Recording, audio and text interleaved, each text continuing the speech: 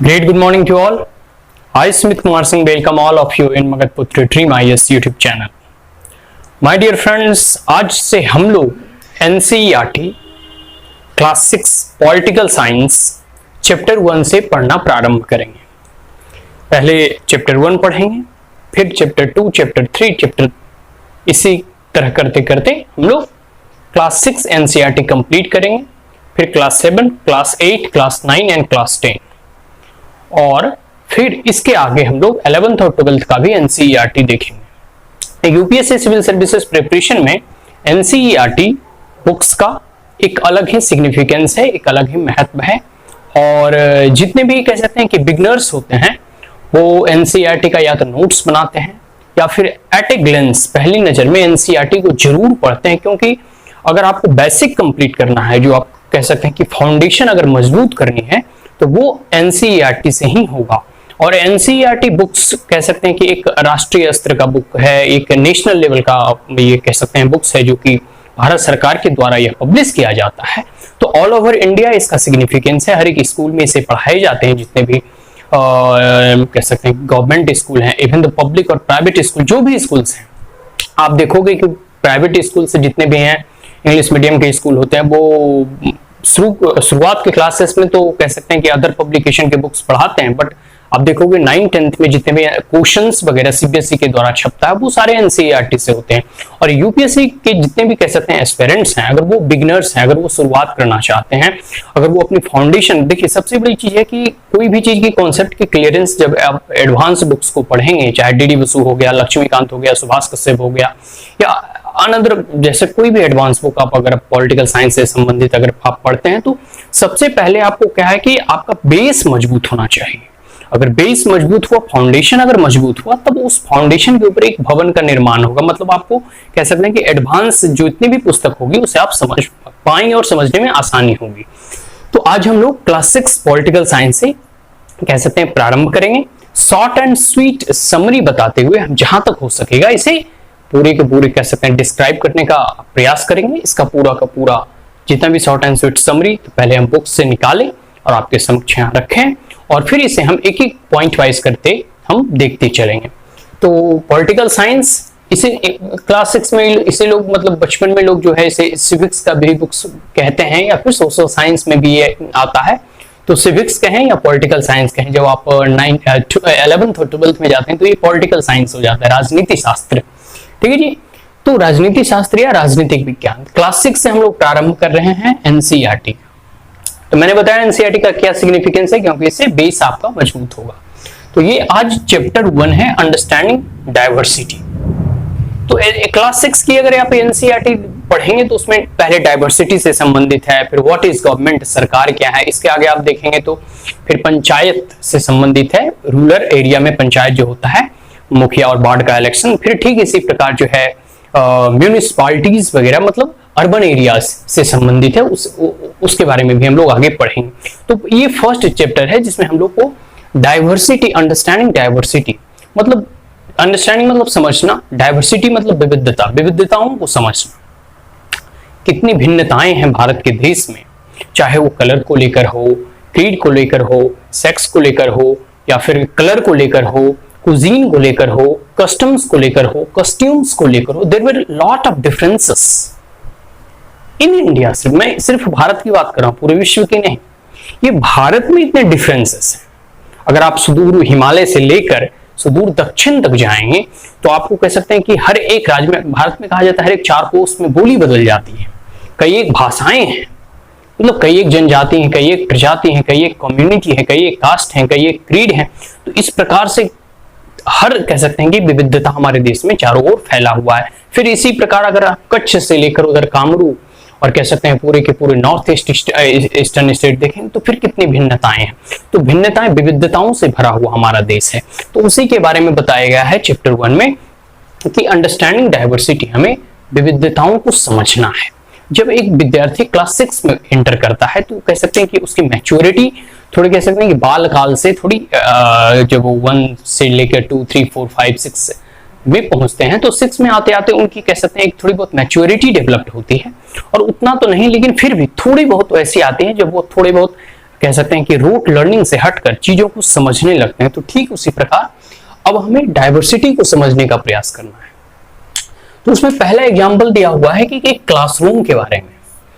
आप बचपन से प्री नर्सरी हो, नर्सरी हो, एलकेजी हो, यूकेजी हो, या फिर जितने भी विद्यार्थी हैं, जब कोई भी स्कूल में गवर्नमेंट स्कूल हो, प्राइवेट स्कूल्स हो, या कोई भी स्कूल्स हो, आंगनबाड़ी हो, जब आप कक्षा में प्रवेश करते हैं तो क्लासरूम को एज एग्जाम्पल के तौर पे कोई भी कक्षा, कोई भी वर्ग, कोई भी क्लासरूम को एज कह सकते हैं कि उसे एक विविधताओं से भरा हुआ बताया है। जैसे अगर आप रूरल इंडिया में है तो उतनी डाइवर्सिटी आपको देखने को नहीं मिलेगी, लेकिन suppose you are living in Delhi, अगर आप दिल्ली में रहते हैं और आप अपने कक्षा में जाते हैं तो आप देखेंगे वहां पे कई एक धर्म के विद्यार्थी रहते हैं, फिर कई एक भाषाएं बोलते हैं। जैसे अगर कोई दक्षिण देश से आए हो तो तमिल भाषा भाषी होंगे, कोई अगर नॉर्थ इंडिया से आया हो तो हिंदी बोलता है, कोई राजस्थान से राजस्थानी बोलता है, कोई पंजाब से आया हो तो पंजाबी बोलता है, कोई नॉर्थ ईस्ट से अगर आया हो तो असमी, डोगरी, संथाली जो भी है वो उस भाषा में। तो कह सकते हैं एक सिंपल सा अगर लैंग्वेज का ही उदाहरण लो तो एक क्लासरूम में कई एक भाषा बोलने वाले लोग हो जाते हैं। तो यहाँ उदाहरण दिया है क्लासरूम का जिसमें कई एक रिलीजन, कल्चर एंड रीजन से लोग आए हुए होते हैं। एक सिंपल सा क्लासरूम का उदाहरण दिया है जिसमें समझाने का प्रयास किया जा रहा है कि एक क्लासरूम अपने आप में कई एक विविधताओं से भरा हुआ कक्षा हो सकता है। ठीक है जी। इसके आगे है, जब आप बुक्स को अगर पढ़ेंगे तो उसके आगे बताया जा रहा है story of two friends, Sameer 1 and Sameer 1 and Sameer 2, इसमें वर्णन है। Sameer 1 and Sameer 2, Sameer 1 and Sameer 2। तो समीर 1 एंड समीर 2 के बारे में सिंपल सी एक, मैं उतना ज्यादा समय ना लेते हुए बस एक छोटी सी कह सकते हैं 30 सेकंड में इसे समझाने का प्रयास करूंगा कि एक समीर होता है जो रिच फैमिली से बिलोंग करता है, जो स्कूल जाता है, जो कह सकते हैं कि एफ्लुएंट फैमिली से कह सकते हैं कि वो ताल्लुकात रखता है, वो स्कूल जाता है, पढ़ता है, इंग्लिश का जानकार होता है और उसकी रहन सहन, उसके खान पान, उनकी कह सकते हैं बोलचाल अपने आप में एक लेवल है, एक स्टैंडर्ड है। लेकिन दूसरा समीर वह होता है जो कि न्यूज़पेपर्स का कह सकते हैं कि हॉकर्स की तरह वो बेचता है और दोनों में मित्रता होती है, दोनों में वार्तालाप होती है, दोनों एक दूसरे के बारे में जानने का प्रयास करते हैं। तो कह सकते हैं कि बी अ फ्रेंड, दोनों एक प्रकार से दोस्ती होती है। फिर बाद में जो है जो न्यूज़पेपर्स बेचते हैं वो अपने गांव चले जाता है due to some communal violences, वो कह सकते हैं कि एक कहीं उपद्रव या दंगा हो जाता है, इस कारण वो जो न्यूज़पेपर बेच रहा था समीर वो अपना वापस गांव चला जाता है। तो इसके बारे में बताया जा रहा है कि देखिए ये दो डिफरेंट रिलीजन से थे, दोनों की कह सकते हैं विविधता देखोगे तो रिलीजन अलग था, एक कोई मुस्लिम कम्युनिटी से था, एक कोई हिंदू कम्युनिटी से था। तो इन दोनों में पहले रिलीजन को लेकर विविधता थी, फिर भी दोनों दोस्त थे। इसके बाद बताया जा रहा है कि लैंग्वेज को लेकर देख सकते हैं कि कोई एक हिंदी सिर्फ बोल रहा था, कोई हिंदी के साथ साथ इंग्लिश का भी जानकार था। आगे देखेंगे कि इनकी कह सकते हैं कि वेल्थ को लेकर कोई रिच था, कोई पुअर था, कोई स्कूल जा पाने के लिए कह सकते हैं सक्षम था, कोई ना जा पाने के लिए सक्षम था। तो ये अपने आप में एक डाइवर्सिटी को इंडिकेट करता है और एक उदाहरण के तौर पे समझाया गया कि Sameer A and Sameer 2, Sameer 1 and Sameer 2 के बारे में कितनी भिन्नता है, फिर भी आपस में दोस्त हैं। और एक ऐसे कह सकते हैं स्टोरी के अकॉर्डिंग आपको बताने का प्रयास किया जा रहा है कि दे आर द टू कह सकते हैं poles, still they are unite. उसमें आगे बताया जा रहा है कि किस प्रकार से लॉस ऑफ अपॉर्चुनिटी होता है, मतलब अपॉर्चुनिटी मतलब अवसर की कमी। अगर समीर 1 एंड समीर 2 है, दोनों को अगर इक्वली स्कूल पढ़ने का मौका मिलता है, स्कूल में इनरोलमेंट होती है, अगर वो उनकी भी शिक्षा दीक्षा दी जाती तो दोनों का कह सकते हैं कि पढ़ाई होता, दोनों इंग्लिश और हिंदी जानते।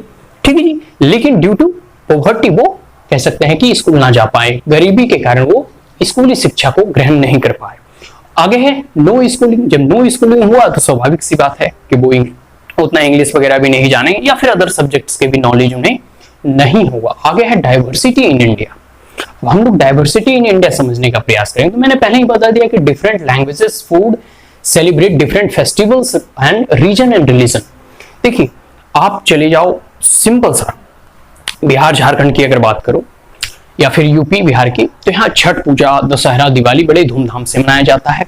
ठीक है जी। उसी सुदूर आप चले जाओ तमिल वगैरह, तमिलनाडु वगैरह, केरल वगैरह, तो वहाँ की अपनी एक फेस्टिवल होती है, ओणम वगैरह होता है, पोंगल वगैरह होता है। फिर पंजाब चले जाओ तो वहाँ की अपनी एक कह सकते हैं गुरुमुखी पर्व होता है। ठीक है जी। तो इस प्रकार फिर नॉर्थ ईस्ट चले जाओ, वहाँ भी एक मतलब अपना हर जगह का अपना अपना एक डिफरेंट डिफरेंट रीजन के डिफरेंट डिफरेंट फेस्टिवल्स मनाए जाते हैं। ठीक इसी प्रकार कह सकते हैं कि लैंग्वेजेस भी डिफरेंट डिफरेंट बोली जाती है। पंजाब में पंजाबी बोला जाता है, असम में असमी बोला जाता है, झारखंड में संथाली वगैरह बोला जाता है, फिर बिहार वगैरह में मगही या हिंदी या मैथिली वगैरह बोले जाते हैं। तो इसी प्रकार जो है तमिलनाडु में तमिल बोला जाता है, तेलंगाना में तेलुगु बोले जाते हैं, केरल में मलयालम वगैरह बोला जाता है। तो ये डिफरेंट कह सकते हैं कि लैंग्वेजेस, भाषाओं के आधार पे कह सकते हैं कि ये विविधता भरा हुआ है। और एक बार आपको अगर पता होगा कि जब आजाद हमारा भारत देश 1947 में जब आजाद हुआ, तो 1947 में आजादी के बाद जो है भाषाओं को लेकर कह सकते हैं बहुत भूख हड़ताल और बहुत ही दंगे फसाद हुए थे। तो फिर स्टेट को रीऑर्गेनाइज किया गया on the basis of religion, basis of language commission का गठन हुआ, और उस आधार पर जो है फिर भारत की जितने भी राज्य थे उनका सीमांकन किया गया। फिर पंजाब और हरियाणा का भी डिवाइड लैंग्वेज के बेसिस पे हुआ। खैर, तो वो एक चीज है कि लैंग्वेजेस, और भारत में कहा जाता है हर एक 4 कोस पे जो है भारत की बोली बदल जाती है। इसमें कई एक लैंग्वेजेस है, अगर आप भारत के कॉन्स्टिट्यूशन के शेड्यूल को पढ़ेंगे तो 22 या 24 तो ऐसे हैं कि मतलब उनको कह सकते हैं कि कॉन्स्टिट्यूशनल लैंग्वेज की मान्यता दी गई है। तो आगे है कि सेलिब्रेट फेस्टिवल्स के बारे में भी मैंने बताया। फिर डिफरेंट डिफरेंट रीजन्स के बारे में अगर आप जानने का प्रयास करें तो देखिए, हमारा जो लद्दाख है, जम्मू कश्मीर है, हिमाचल प्रदेश, उत्तराखंड, इधर असम, ये एक माउंटेन रीजन है, मतलब पहाड़ी इलाका है। फिर सुदूर आप चले जाएं दक्षिण में चले जाएंगे तो वह देखिए समुद्र से घिरा हुआ है। फिर इधर आप गुजरात का कच्छ वगैरह चले जाए, राजस्थान चले जाए तो वहां डिजर्ट है, मतलब मरुस्थल है। तो इस प्रकार से आपको विविधता भरी कह सकते हैं डिफरेंट डिफरेंट रीजन्स देखने को मिलेंगे। आगे रिलीजन के बारे में जानते हैं। भारत में विश्व की कौन सी ऐसी धर्म है जो कि भारत में यहाँ नहीं मनाया जाता है? ठीक है जी, तो सभी धर्मों का यहाँ सम्मान होता है। तो डिफरेंट डिफरेंट रिलीजन्स भी भारत में हमारे कह सकते हैं कि राष्ट्र में है। आगे, how do we explain diversity? हम लोग विविधता को कैसे एक्सप्लेन करेंगे? तो earlier search for food settle new land. देखिए, पहले इतिहास में क्या होता था कि मतलब इतिहास या प्राचीन काल में लोग जो है एक जगह से दूसरी जगह ट्रैवल करते थे अपने बुलक कार्ट से, बैल से, घोड़ा गाड़ी से, या फिर जो भी उस वक्त के संसाधन होते थे उस पे वो ट्रैवल करते थे। और किस लिए ट्रैवल करते थे? तो भोजन पाने के लिए जाते थे कि कहीं अच्छा रहने कहने का सुविधा मिल जाए, अच्छे भोजन पाने की व्यवस्था हो जाए। नदी के किनारे लोग बसा करते थे, तो वो सर्च फॉर फूड के लिए एक जगह से दूसरी जगह ट्रैवल किया करते थे। आगे है सेटल न्यू लैंड, और न्यू लैंड में वो फिर कैसे है, पहले तो पूरा खाली हुआ करता था, वो नई जगह पे सेटल हो जाते थे। आज भी जो है माइग्रेशन है जो है रूरल इंडिया से अर्बन इंडिया में हो रहा है, नई अपॉर्चुनिटीज के लिए, एम्प्लॉयमेंट के लिए, जॉब्स के लिए, बेटर लाइवलीहुड के लिए लोग अर्बन एरिया को कह सकते हैं कि माइग्रेट करके जा रहे हैं। तो आज भी माइग्रेशन होता है, तो उस समय भी फूड के लिए माइग्रेशन होता था, तो वो नई जमीन पे जाकर वो सेटल हो जाते थे। आगे है फेमाइन। फेमाइन मतलब कह सकते हैं कि ये सुखाड़ वगैरह आता था, फेमाइन, और ये ड्राउट वगैरह मतलब अकाल जो पड़ता था, अकाल में कह सकते हैं अकाल में बहुत लोगों की मृत्यु हो जाती थी। इतना सुखाड़ आ जाता था कि कई एक वर्षों तक जो है कह सकते हैं कि फूड्स अवेलेबिलिटी नहीं होती थी, भोजन की व्यवस्था नहीं हो पाती थी, फसल ही नहीं होता था। अगर ड्राउट आ गया, सुखाड़ आ गया, बारिश से नहीं हुआ तो फसल नहीं होगा, फसल नहीं होगा तो लोग खाएंगे क्या? तो इसको लेकर भी अगर किसी एक रीजन में, एक पार्टिकुलर रीजन में अगर ड्राउट वगैरह आते थे, वहां से भी लोग जो है माइग्रेट करके उस जगह, उस रीजन में जाते थे जहां ड्राउट वगैरह नहीं है, या फिर भोजन की कह सकते हैं कि उचित व्यवस्था है। आगे है युद्ध, वार, मतलब युद्ध वगैरह भी होता था तो लोग एक दूसरे जगह से डिस्प्लेस वगैरह होते थे, माइग्रेट वगैरह होते थे युद्ध की परिस्थितियों में भी। ठीक है, आगे है तो जब वो किसी एक नए लैंड पे वो सेटल होते थे तो new mix old and new. देखिए, हर एक भूमि, मैंने पहले बताया, अब जैसे आगे हम लोग पढ़ेंगे लद्दाख और केरला के बारे में, लेकिन हर एक रीजन का एक स्पेसिफिक कल्चर होता है, एक संस्कृति होती है, एक पार्टिकुलर रीजन का एक फूड हैबिट्स होते हैं, उसके अलग फेस्टिवल्स होते हैं। तो जब वो कोई भी व्यक्ति नए लैंड पे सेटल होते थे तो उनकी तो अपनी सभ्यता होती थी, अपनी संस्कृति होती थी, अपनी भाषा होती थी, अपनी कल्चर्स होती थी, और वो जाके नए कह सकते हैं कि कल्चर्स वाले लोग के साथ वो घुलते थे, मिलते थे, तो एक मिक्स्ड कल्चर डेवलप होता था, मिक्स्ड लैंग्वेज डेवलप होता था, और एडॉप्ट ज्योग्राफिकल एरिया, और फिर उस ज्योग्राफिकल एरिया को एडॉप्ट करते थे। कहने का मतलब यह हुआ कि मान लीजिए कोई भी व्यक्ति अगर बिहार से दिल्ली माइग्रेट कर रहा है या बिहार से कोई अन्य स्टेट माइग्रेट करते हैं तो वो हिंदी भाषी होते हैं।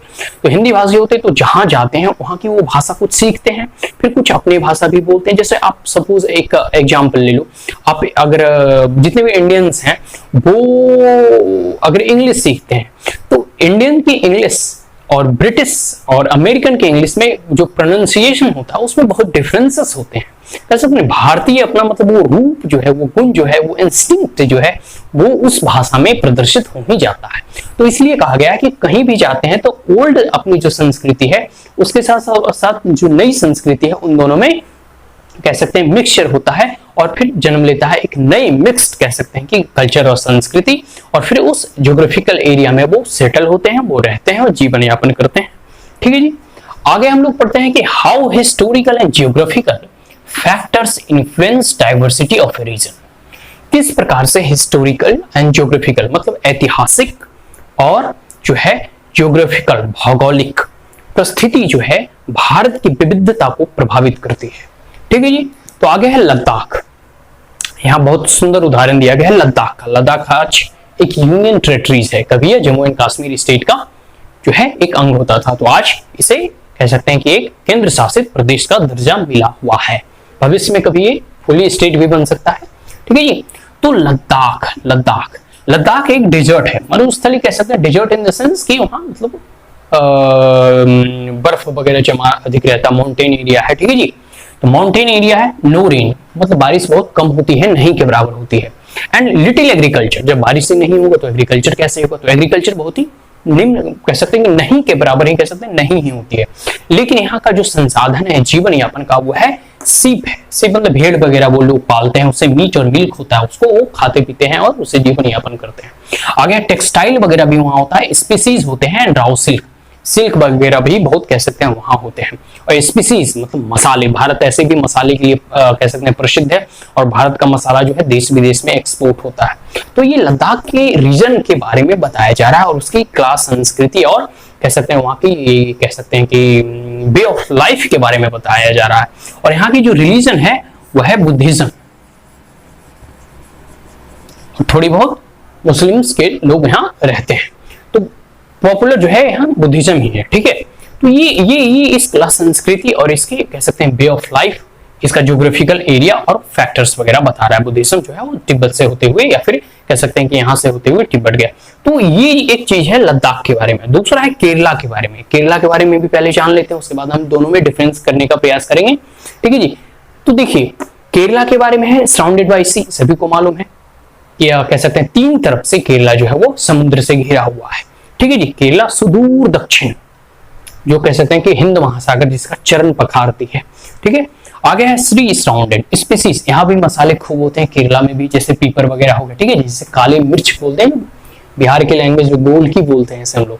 ठीक है जी। अट्रैक्ट ट्रेडर्स, यह भी ट्रेडर्स को बहुत अट्रैक्ट करते हैं, मतलब कह सकते हैं केरला का स्पीसीज जो है कह सकते हैं देश विदेशों में मतलब ट्रेड होता है। आज ही नहीं मतलब आदिकाल से, मतलब कह सकते हैं कि आदिकाल से कहने का मतलब है कि प्राचीन काल से जो है केरला से स्पीसीज मसाला वगैरह जो है, और ये कह सकते हैं पहली या दूसरी शताब्दी से ही कह सकते हैं कि यूरोप वगैरह में पूरा के पूरे कह सकते हैं इसका ट्रेड वगैरह हुआ करता था, व्यापार वगैरह, और आज भी होता है। जो एक बहुत बड़े कह सकते हैं कि ट्रैवलर हुए हैं इब्न बटुटा के बारे में, या फिर इब्न बुट्टा बहुत लोग इसे बोलते हैं, आप जैसे भी प्रोनाउंसिएशन करें आप देख लेना। इब्न बुट्टा जो है इनके बारे में नाम इनका याद रखना। ठीक है। ये बहुत बार यूपीएससी के प्रीलिम्स में भी पूछा गया है क्वेश्चंस। इब्न बुट्टा के बारे में जो है और वास्को डी गामा, ये दो जो ट्रैवलर हैं वो कह सकते हैं कि केरला में कुछ दिन तक व्यतीत किए हैं, और वो जो अपनी लेखनी लिखे हैं, अपनी जो पुस्तक लिखे हैं उसमें जो है केरला का डिस्क्राइब किए हैं, इसके reasons, religions, geographical factors and other जितनी भी चीजें थी उसके बारे में वहां उन्होंने वर्णन किया है। तो इसके ये हो गया। आगे है डिफरेंट रिलीजन। केरला में है डिफरेंट रिलीजन है। यहाँ जो है क्रिश्चियनिटी भी है, यहाँ लोग मुस्लिम्स भी रहते हैं, हिंदू भी हैं, और यहाँ ईसाई के बारे में तो मैंने बता ही दिया। ठीक है जी। तो ये कह सकते हैं कि केरला में डिफरेंट रिलीजन्स के लोग जो है निवास करते हैं, और यहाँ की जो कह सकते हैं समुद्र से घिरा हुआ है तो यहाँ फिशिंग बहुत अधिक होता है, मछली पकड़ते हैं लोग यहाँ, मतलब मछली पे जीवन यापन, मछली का आप कह सकते हैं सेलिंग भी होता है। आगे फर्टाइल लैंड, समुद्र से भी घिरा हुआ, यहाँ बारिश भी अच्छी होती है, इसलिए इसका लैंड बहुत फर्टाइल है, मतलब उपजाऊ है। आगे है राइस, अगर लैंड फर्टाइल है, बारिश पर्याप्त मात्रा में होती है, तो यहाँ कह सकते हैं धान की खेती, चावल जो जिससे होता है उसकी खेती होती है, और यहाँ सब्जियां वेजिटेबल्स वगैरह भी सही मात्रा में उपजते हैं। तो अब देख लीजिए लद्दाख और केरल में कुछ डिफरेंसेस देखते हैं। पहले तो ये माउंटेनियन रीजन है और ये है सी, सराउंडेड बाय सी, ठीक है जी। दूसरा यहाँ रेन नहीं होता है, डेट्स बाय यहाँ राइस नहीं होता है। अब माउंटेन रीजन होने के कारण बारिश नहीं होता, बारिश नहीं होता तो राइस नहीं होता, तो राइस अगर होगा नहीं तो लद्दाख के लोग राइस कह सकते हैं कि उनका एक हैबिचुअल फूड नहीं है। बट केरला में जो है बारिश होता है प्रॉपर मात्रा में, surrounded by sea, proper rain भी होता है, और यहाँ राइस भी होता है। तो केरला में मछली भात बहुत ही पॉपुलर है, ठीक है जी। मछली और भात मतलब चावल, राइस, फिश एंड राइस। तो ये कुछ चीजें हैं जो बताया स्पेसीज के कारण, और कह सकते हैं स्पेसीज मसाले यहाँ भी होते हैं और मसाले यहाँ भी होते हैं, इसलिए ट्रेडर जो है दोनों जगहों पे अट्रैक्ट हुए हैं। मतलब यहाँ भी सिल्क रूट वगैरह जो है, लद्दाख के बारे में अगर मालूम होगा, सिल्क रूट तो बहुत ही प्राचीन काल से, एशियन टाइम से चल रहा है, और केरला से भी कह सकते हैं देश विदेश जो है एक्सपोर्ट होते हैं स्पेसीज। तो आप देख सकते हैं कि जियोग्राफिकल फैक्टर और हिस्टोरिकल फैक्टर किस प्रकार से जो है उस पार्टिकुलर एरिया के लोगों का फूड हैबिट, वहां का कल्चर, वहां का पहनावा ओढ़ावा, वहां के कह सकते हैं कि कस्ट्यूम्स, वहां के कस्टम्स को प्रभावित करता है, ठीक है जी। अब जैसे यहाँ उतनी मात्रा में जो है कह सकते हैं चावल नहीं होता, तो मीट और मिल्क पे लोग डिपेंड करते हैं। यहाँ चावल पर्याप्त मात्रा में होता है, बगल में समुद्र है, वहां से मछलियां पकड़ी जाती हैं, तो यहाँ मछली और चावल बहुत पॉपुलर है। तो इस प्रकार से जो है, ठीक उसी प्रकार यहाँ बुद्धिज्म और इस्लाम है, लेकिन केरला में क्रिश्चियनिटी भी है, हिंदुइज्म भी है, बुद्धिज्म भी है और इस्लाम भी है। तो ये कहां से आए? ये ट्रेड के द्वारा आया। इस्लाम का प्रचार प्रसार केरला में ट्रेड के थ्रू हुआ, क्रिश्चियनिटी का भी प्रचार प्रसार ट्रेड के थ्रू ही हुआ। तो ये कुछ डिफरेंसेस था, बट डाइवर्सिटी किस प्रकार से जो है हिस्टोरिकल फैक्टर, ऐतिहासिक फैक्टर से, और ज्योग्राफिकल फैक्टर मतलब भौगोलिक कारक के कारण किस प्रकार से प्रभावित होता है, यहां हम लोगों ने देखा। आगे है unity in diversity. Unity in diversity बहुत ही पॉपुलर कह सकते हैं कि फेमस कोटेशन है, जो कि आप कह सकते हैं कि हमारे जब एक यहाँ बुक्स में, अकॉर्डिंग टू, मैं बुक्स ही पढ़ा रहा हूँ, मैं बाहर से कुछ नहीं बता सकते यहाँ पे, बट अकॉर्डिंग टू बुक में दिया हुआ है नेशनल मूवमेंट अगेंस्ट ब्रिटिश, जो हमारा राष्ट्रीय आंदोलन हुआ था ब्रिटिश के अगेंस्ट, उसके बारे में यहाँ बताया गया है। Indian unity deepers within and tolerant belief customs and practices. कहा जाता है कि भारत कह सकते हैं कि जब कई एक वर्षों तक, कहा जाता है भारत 1000 वर्षों तक गुलाम रहा। पहले इस्लामिक इन्वेजन जो भारत में हुआ, जो इस्लाम के क्रूर शासक जो भारत में कह सकते हैं उतने अत्याचार किए, फिर कह सकते हैं कि जो ये आया ब्रिटिश आया, तो 200 सालों तक ब्रिटिश रहा, 700-800 सालों तक इस्लाम का कह सकते हैं भारत पर अधिपत्य रहा।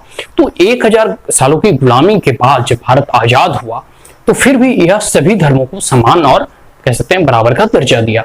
तो इसमें कहा जा रहा है कि किस प्रकार से जो है हम लोगों ने, तमाम इस देश के लोगों ने, इस देश के नागरिकों ने और देश के लोगों ने भारत की स्वतंत्रता संग्राम में बढ़ चढ़ कर हिस्सा लिया। सभी धर्म, सभी जाति, सभी संप्रदाय के लोग ने भारत के स्वतंत्रता संग्राम में जो है अंग्रेजों के विरुद्ध जो है एकजुट होकर जो कह सकते हैं कि इसमें पार्टिसिपेट किए, और यह एक एग्जाम्पल है यूनिटी इन डाइवर्सिटी की। बट माय डियर फ्रेंड्स, मैं इस बुक्स के कॉन्सेप्ट से थोड़ा सा अपना अगर पॉइंट ऑफ व्यू रखूं, तो ये थोड़ा मेरा डिफरेंसेस है कि कुछ एक सेक्टर्स में, कुछ एक सेक्ट और कम्युनिटी में आज भी कह सकते हैं कि एकजुटता नहीं पनपी है, और कल भी नहीं थी। अब वो हो सकती है कि एक हिस्टोरिकल फैक्टर रहा हो, बट किसी भी कारण बस हमारा देश 1947 में एक धर्म के नाम पर विभाजित हुआ। उस पीड़ा को हम भूल नहीं सकते, भले ही हम आजादी कितना ही एक साथ और एक कह सकते हैं कि जुट होकर हम लड़े हों। और वो कह सकते हैं कि आज भी दिल्ली में, मुझे याद है मैं दिल्ली में था कुछ ही साल पहले, कुछ ही साल के मतलब 1 साल पहले, दिल्ली दंगा सभी को मालूम है कि किस प्रकार से लोग कुछ ही घंटों में 54 लोगों की जान चली जाती है। तो ये कहां तक कह सकते हैं यूनिटी एंड डाइवर्सिटी में आप कह सकते हैं कि ये कॉन्सेप्ट जो है वो बिलीव करेंगे, और बराबर एक ही कम्युनिटी से होता है, मैं नाम नहीं लूंगा, आप खुद ही समझ गए। बट एनीवे, मैं बस यहाँ बात कर रहा हूँ नेशनल मूवमेंट में सब लोगों ने बढ़ चढ़ कर हिस्सा लिया, ठीक है जी। और हमारा राष्ट्र स्वतंत्रता प्राप्त किया कुछ कह सकते हैं विघटनकारी ताकतों के बंटवारे के बाद। आगे है Indian unity deeper within tolerant belief custom and practices. Indian की जो कह सकते हैं कि यूनिटी है, यह बात सही है, ये लाइन मैं कह सकते हैं कि सपोर्ट करता हूं इसका।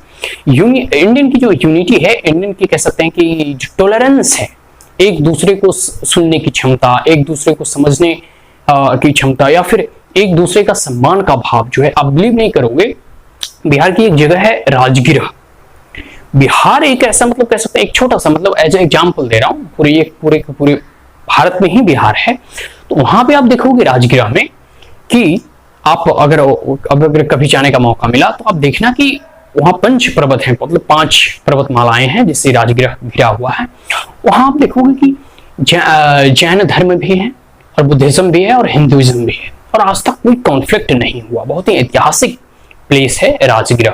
आप एशियन हिस्ट्री में आपको पढ़ने का मिलेगा कि राजगृह में बुद्ध भगवान गए थे। फिर वहीं से सटा हुआ पावापुरी है जहां जैन धर्म से संबंधित हिस्टोरिकल प्लेसेस हैं। तो कहने का मतलब है कि एक छोटा सा प्लेस है जहां पे सभी धर्मों के लोग एक कह सकते हैं समरूपता के साथ, एकजुटता के साथ एक दूसरे का सम्मान करते हुए रहते हैं और फलते फूलते हैं, आगे बढ़ते हैं और कह सकते हैं जीवन यापन जीते हैं, और सभी धर्मों को अपने कह सकते हैं अपने अपने तौर तरीके से उसका पालन करते हैं। तो ये अपने अपने कस्टम्स, प्रैक्टिसेस जो हैं, हैबिट्स जो हैं, कस्ट्यूम्स जो हैं, कह सकते हैं कि वो अपने अपने तरीके से चलाते हैं और सब एक दूसरे के रिलीजन्स का सम्मान करते हैं। तो ये पूरी के पूरे जो हम लोगों ने पॉलिटिकल साइंस क्लास 6 एनसीईआरटी का हम लोगों ने फर्स्ट चैप्टर अंडरस्टैंडिंग डाइवर्सिटी के बारे में हम लोगों ने पढ़ा। कल हम लोग देखेंगे नेक्स्ट चैप्टर और सेकेंड चैप्टर। आज के लिए इतना ही। अगर कोई क्वेरीज, कोई कमेंट्स, कोई डाउट्स, कोई सजेशन, कोई एडवाइस आप कमेंट बॉक्स में पूछ सकते हैं। So that's all, thank you once again, have a great day.